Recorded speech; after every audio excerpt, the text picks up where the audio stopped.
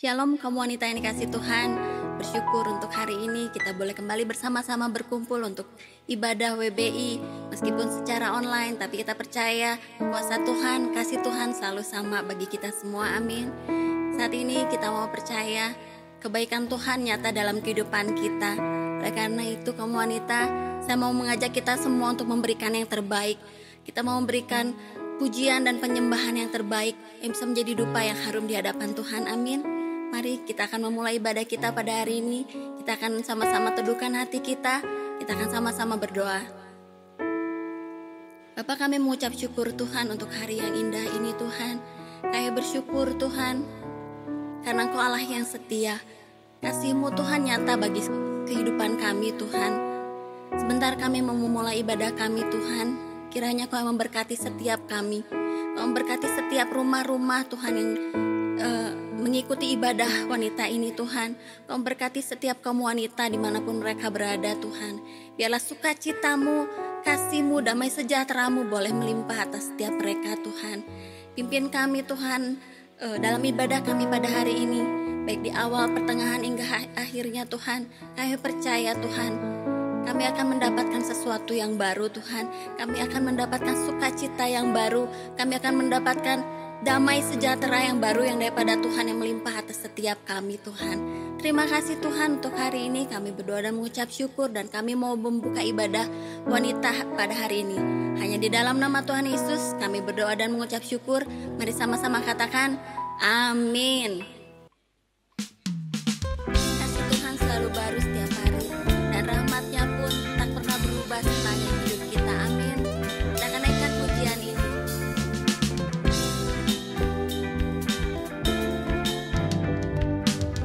Puji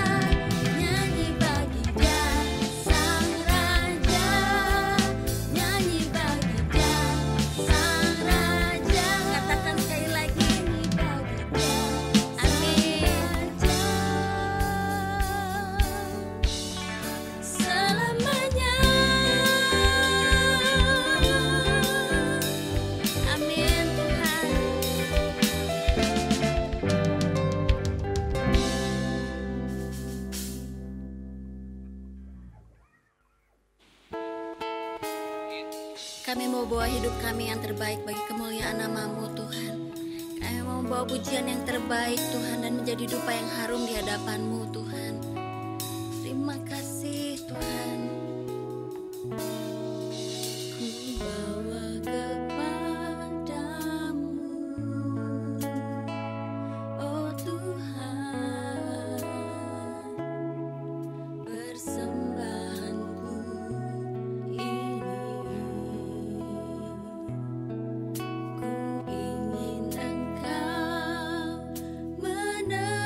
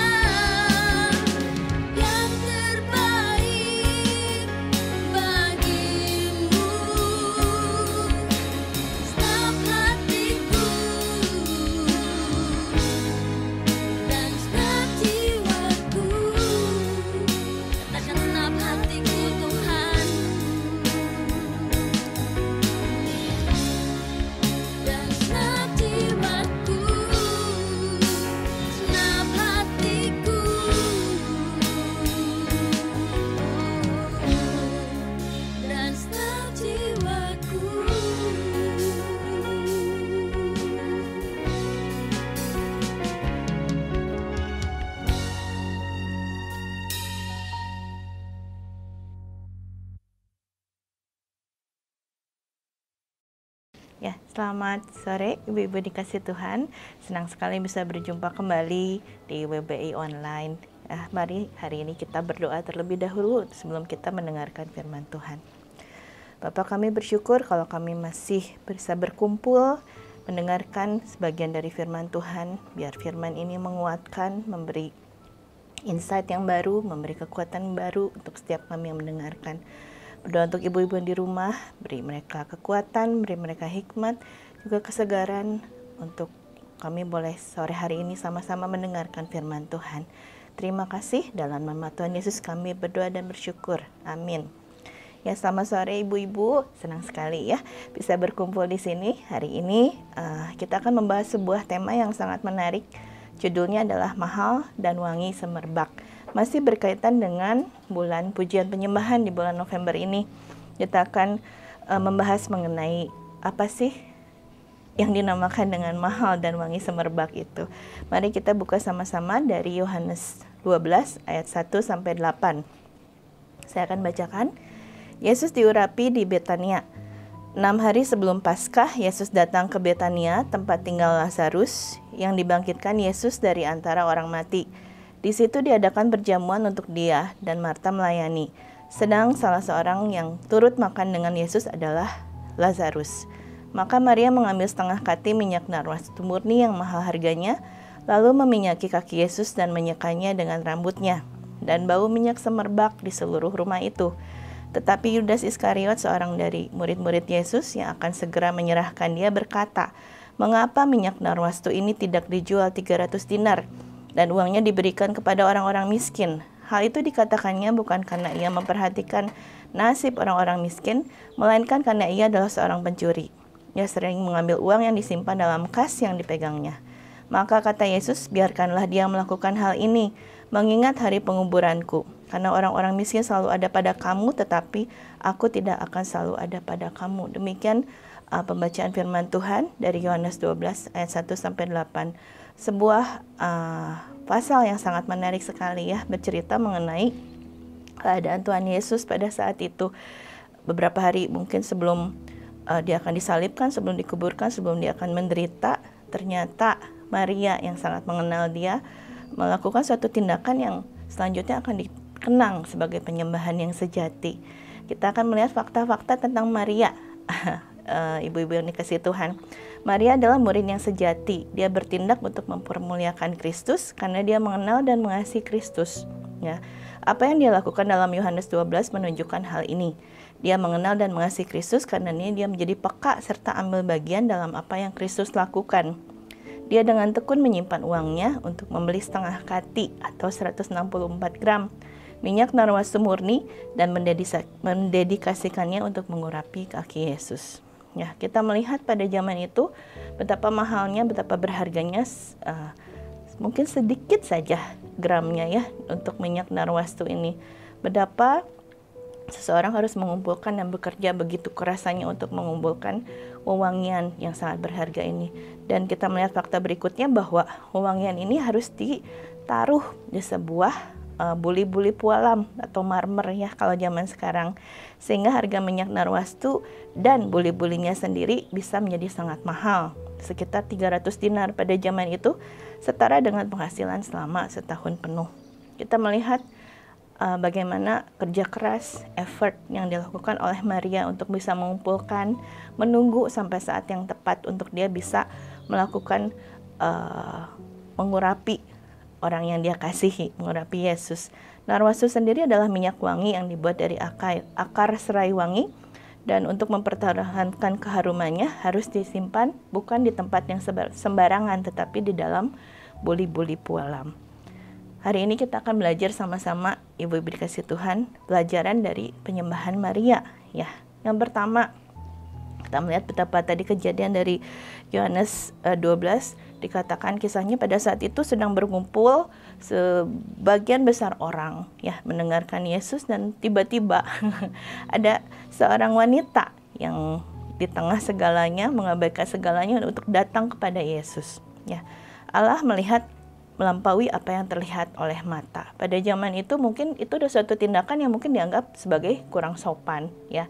Di antara begitu banyak mungkin saat itu sebagian besar mayoritas laki-laki yang sedang mendengarkan Tuhan Yesus berbicara. Tetapi mungkin mereka merasa, loh kok ada seorang wanita yang menyerobot masuk dan melakukan yang mungkin saat itu tidak lazim dilakukan. Tetapi sekali lagi ibu-ibu, kita melihat dari Yohanes 12 ini bahwa Allah yang kita sembah itu melihat melampaui apa yang terlihat oleh mata. Mungkin mata orang di sekitar melihat bahwa itu tidak sopan. Ya, itu sesuatu yang melanggar adat, itu melanggar norma-norma saat itu, dianggap sangat mengganggu mungkin. Tetapi Allah yang kita sembah melihat melampaui apa yang terlihat oleh mata. Ya, kita melihat mungkin tindakan Maria dianggap sebagian besar orang mungkin tidak lazim, tidak sopan. Sekali lagi, tetapi ketika kita masuk dalam penyembahan kepada Tuhan, kita akan tahu dan Allah bisa melihat diri kita sendiri apa adanya. Allah menganggap kita berharga, mulia, apapun masa lalu kita, latar belakang kita, selalu di hadapan Allah kita adalah seorang wanita yang sangat berharga. Bagaimana Anda menilai diri Anda sendiri, itu sangat mempengaruhi bagaimana Anda hidup, terutama kaum wanita ya. Banyak yang wanita yang merasa mungkin sudah gagal, ya. Ada yang mungkin merasa gagal dalam keluarga, gagal membina rumah tangga, gagal menjadi orang tua, gagal dalam mungkin dialami Maria ya, dianggap rendah oleh sekitarnya. Tetapi sekali lagi hari ini melalui ibadah online WBI hari ini kita diingatkan lagi bahwa Allah melihat melampaui apa yang terlihat oleh mata. Allah menganggap kita mulia, Allah menganggap kita berharga, Allah tidak pernah meremehkan wanita, Allah tidak pernah menganggap wanita sebagai kasta nomor 2 yang mungkin lebih rendah atau lebih hina dari laki-laki, tidak pernah. Kita belajar hari ini bahwa sungguh Tuhan mempermuliakan Maria, Tuhan mempermuliakan kaum wanita melalui apa yang dilakukannya. Kemudian kita akan melihat mungkin ada gambar di layar ibu-ibu saat ini, itu adalah bejana yang retak ya, bejana yang mungkin buat sebagian besar orang sudah tidak terpakai lagi, sudah tidak bisa berfungsi lagi. Tetapi ada satu seni namanya kitsugi dari seni orang Jepang yang melapisi bahkan cacat-cacat dari bejana ini dengan emas, sehingga bejana ini menjadi bisa dipakai lagi, bahkan nilainya mungkin jauh melampaui fungsinya saat itu. Saya mungkin bisa mengambil contoh dari kehidupan saya sendiri ya, bagaimana ketika ditinggalkan saya merasa tidak berharga, saya merasa gagal, saya merasa hina, saya merasa sudah rusak, tidak bisa berfungsi lagi. Tetapi Allah yang saya sembah melakukan hal yang sama seperti kepada bejana tanah liat itu yang dilapisi emas lagi, sehingga saya merasa saya bisa bangkit, saya bisa berharga lagi, saya bisa memberkati orang lain. Mungkin hari ini pesan yang sama buat ibu-ibu yang sedang mendengarkan. Sebagaimana jatuhnya ibu-ibu, sebagaimana hina pun Anda merasa, ingat selalu ada jalan keluar, selalu ada masa depan buat ibu-ibu. Ya, Allah yang kita sembah itu Allah yang selalu memberi masa depan, yang selalu memberi second chance, selalu memberi kesempatan kedua, selalu membangkitkan. Apapun masa lalu kita ingat bahwa kita berharga di hadapan Tuhan. Yang kedua, kita melihat bahwa mata Maria itu tertuju kepada Yesus. Dia tidak mempedulikan apa kata orang. Seringkali penyembahan kita dibatasi oleh apa kata orang. Ya, kamu terlalu rohani mungkin, kamu terlalu banyak melayani, kamu terlalu kudus. Mungkin kita punya circle ya, kita punya kumpulan sahabat-sahabat kita yang mungkin merasa, kamu jangan terlalu rohani amat jadi orang, misalnya seperti itu. Dan kita mulai meragukan ya, kita mulai meragukan apakah saya mungkin terlalu rohani, apa saya mungkin terlalu sibuk, dan penyembahan saya mungkin misalnya jadi membuat saya menghambat keluarga dan lain-lain. Tetapi seperti Maria kita belajar hari ini, dia tidak mempedulikan apa kata orang ya. Dia tahu penyembahan yang sejati harus dilakukan di dalam kamarnya, dia berdoa. Mungkin ada orang-orang yang akan menghambat ibu-ibu, kenapa harus berdoa? Tuh Tuhan yang kamu sembah dan Tuhan yang saya sembah sama. Kenapa saya hidup bahagia kamu enggak? Kenapa begitu banyak pergumulan? Akan ada begitu banyak tantangan ketika ibu-ibu memilih untuk menyembah.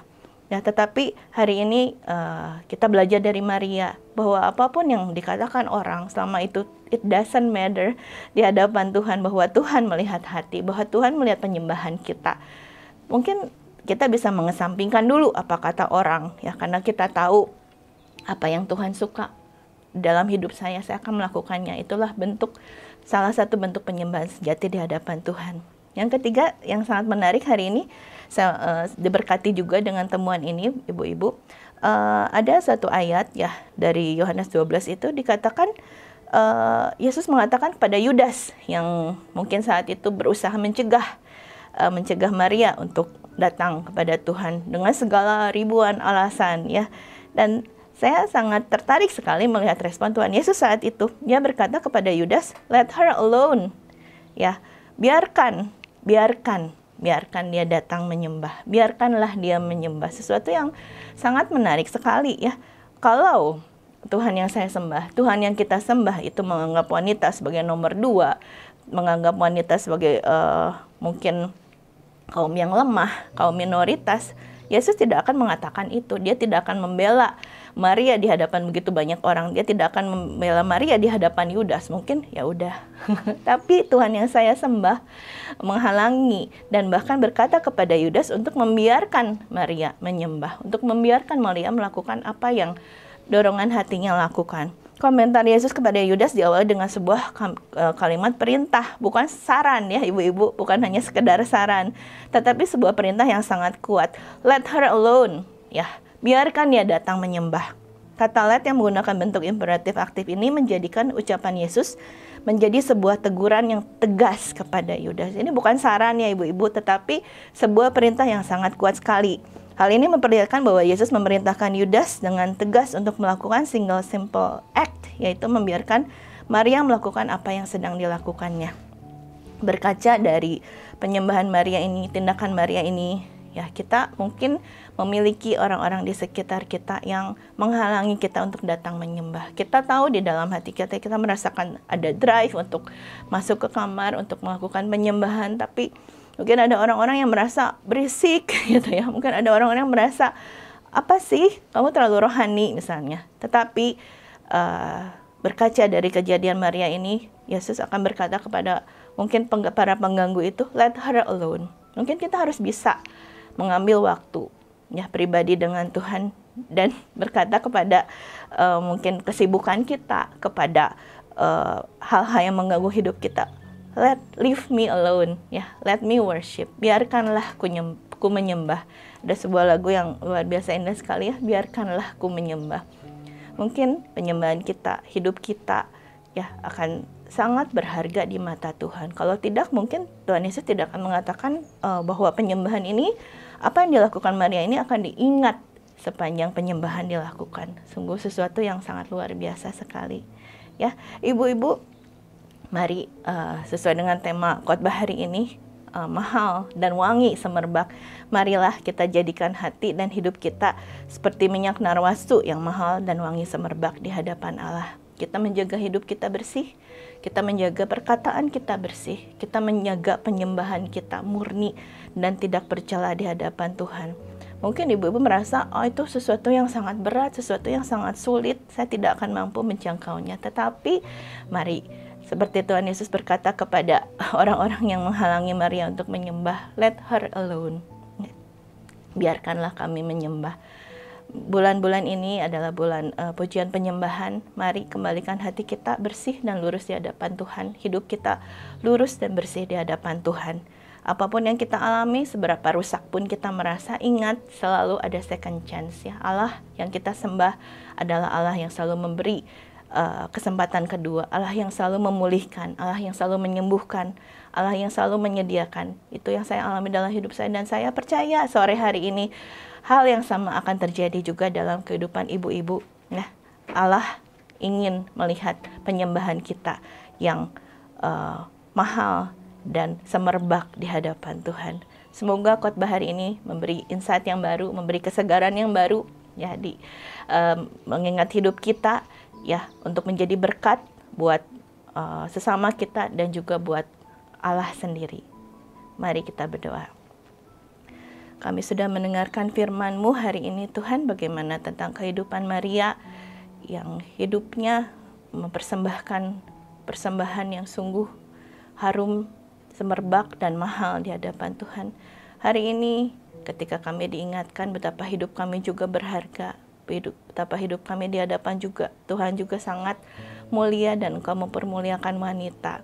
Kami berdoa buat ibu-ibu yang mendengarkan renungan pada hari ini, apapun yang mereka hadapi, mungkin ada kesulitan, ada masalah, tapi kami percaya Tuhan, penyembahan kami melampaui segalanya. Kasih kami kepada Tuhan melampaui kesulitan-kesulitan kami, Tuhan. Bahkan di tengah kesulitan kami, di tengah masalah kami, biarkanlah kami menyembah, biarkanlah kami mempersembahkan korban yang kudus, harum, dan mulia di hadapan Tuhan seperti Maria. Doa biar Tuhan memberikan kekuatan yang baru, kekuatan kami hadir, kekuatan kami ada di dalam hadirat-Mu. Kembalikan kami, penyembahan kami yang murni dan mulia di hadapan Tuhan. Terima kasih Tuhan, kami kembalikan segala pujian, hormat, dan kemuliaan hanya bagi nama-Mu. Amin. Terima kasih ibu-ibu.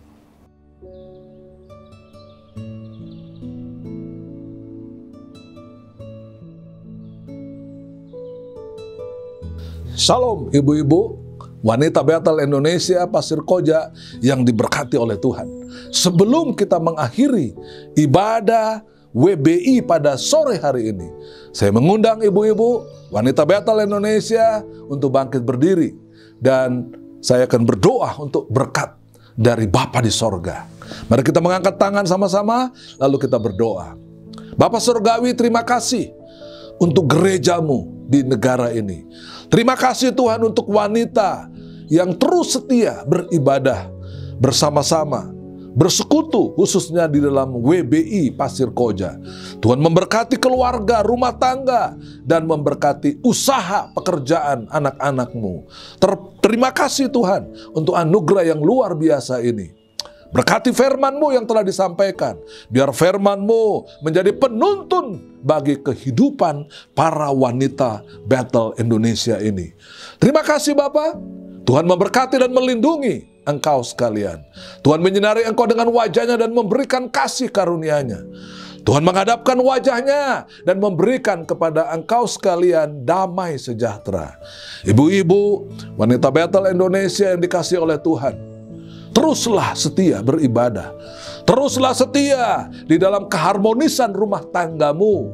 Karena kasih karunia dari Allah Bapa di sorga, cinta kasih dari Tuhan Yesus Kristus, dan persekutuan dengan Roh Kudus menyertai wanita Bethel Indonesia, Pasir Koja, dan seluruh cabang-cabang hari ini dan terus kekal sampai Maranatha, Tuhan Yesus datang kembali. Sama-sama kita katakan amin.